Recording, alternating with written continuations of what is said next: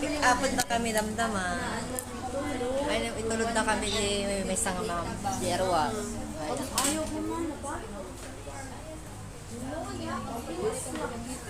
May ng pera ng Hong Kong. Nakahawak na rin ako ng pera ng Hong Kong. Ito yung 50. Ito yung 10. Tapos ito, nagpapalit siya sa airport. Dito ka na nagpapalit sa Pinas? Sa airport. Sa Hong Kong o sa Pinas? Dito na? Pagdating mo?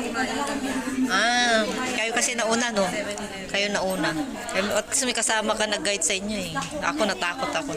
Baka mahuli na naman ako sa pagdating, mahuhuli ako. Magkano to? Yan, may 100 dyan, may 20, 50. 190 Ito, parehas sila, 50. dollars. Ito, sa pera natin is 500, 62,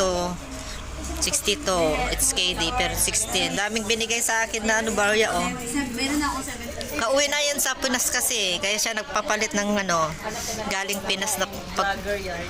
Oo, magbablogger ako. Ayan no, dami nang binigay kasi mabigat daw sa ano, sa pitaka. Tapos may gagastusin na rin ako kahit wala pa akong sahod. Ayan. Meron pa 100 oh. Ay, ito, may 300 pa ako pala oh.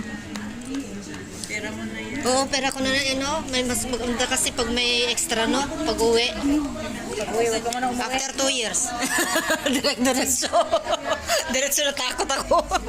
After 2 years naman, oo. Thanks.